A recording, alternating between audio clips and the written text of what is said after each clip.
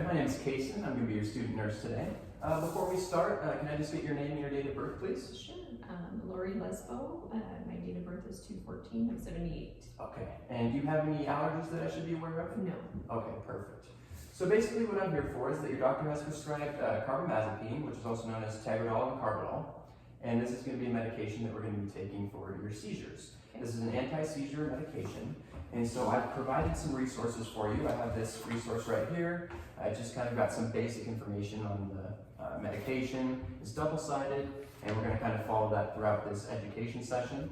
Then I also printed out this ATI resource. ATI is a great resource that nursing students across the nation use, and it's got some great information on the uses, interventions that should be taken, administration, when not to take it, and precautions to take when taking this medication.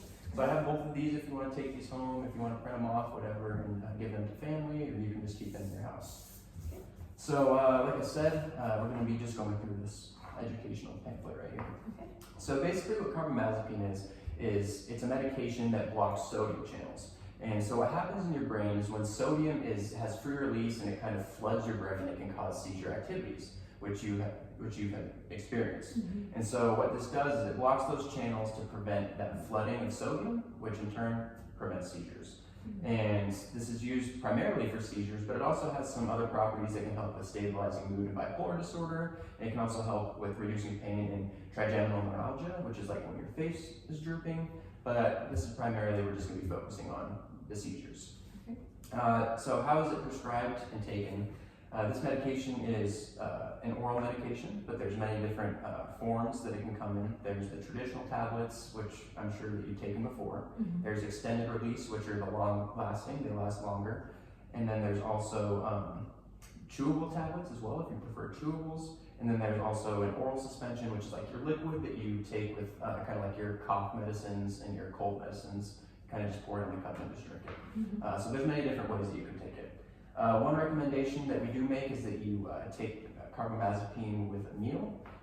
It depends on how many times your doctor prescribed it throughout the day. It can be anywhere from 1 to 4, but we want to make sure that we're eating, or you're taking it while you're eating, because that can prevent some gastrointestinal distress, such as nausea or upset stomach. Okay. So with this one, there's some kind of instances that you want to contact your provider. So at any time that you have a fever, sore throat, you have easy bruising, or you have a rash, you're going to want to make sure that you contact your provider immediately. And we're going to talk about that a little bit more. I have some more information on that, but those are kind of the instances that you're going to want to contact your provider. Okay. So just going back on this is kind of like what we want to do, make sure that you're doing these things while you're taking this medication. So throughout your medication, kind of whenever you're taking this medication, your therapy, you're going to want to make sure that you get your blood tests, your blood drawn, so that we can look at your complete blood count, is what we call it. It's looking at your white blood cells, your red blood cells, and all the kind of cells that are involved with the bleeding process. That can be used for oxygenation all the way to infection. So it's really important that we kind of look at those. Another one is that we want to begin with a lower dose.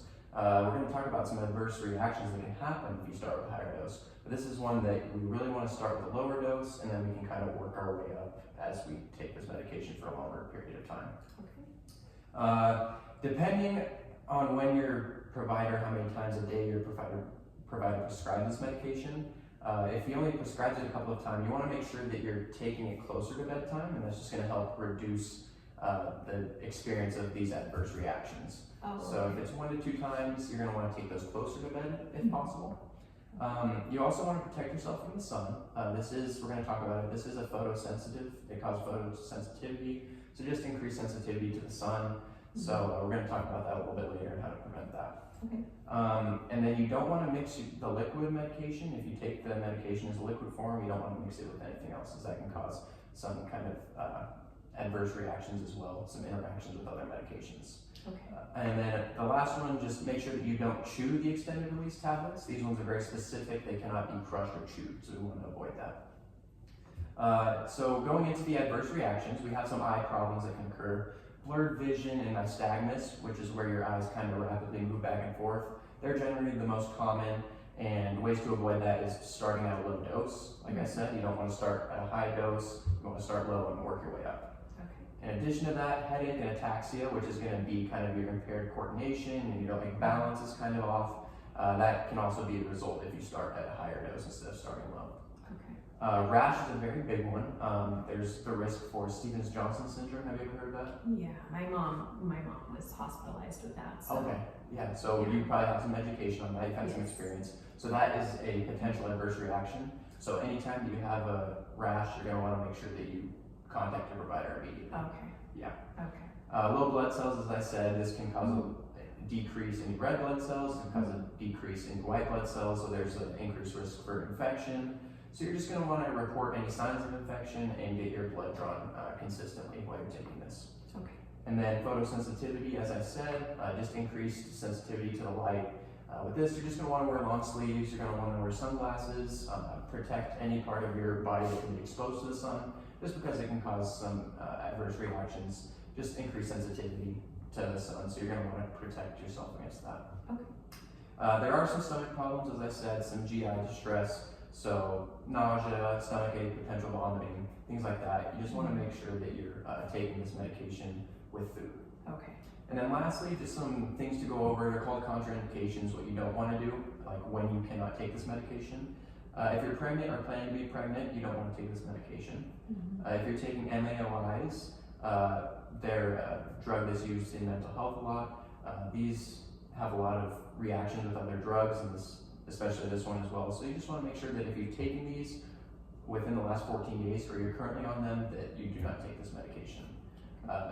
With this one as well, if you're allergic to tricyclic antidepressants, that's also, they have some similar properties, so there can be a cause for allergy with this as well if you take that. Okay. And then there's the NNRTIs, which are another class of medication that can have some interactions with this drug as well. So I have these right here. They have some names for you of typical drugs that are found in those classes, and you can kind of just look at that. But I have these two for you. Is there anything else you need? Any questions? I don't think so, other than I do prefer my medication in liquid form. Is that a possibility? That is a possibility. I can talk with your doctor. I'm not the one that prescribes the medication, but I can advocate for you and tell the doctor that that's the kind of form that you prefer. Great, thank you. Awesome.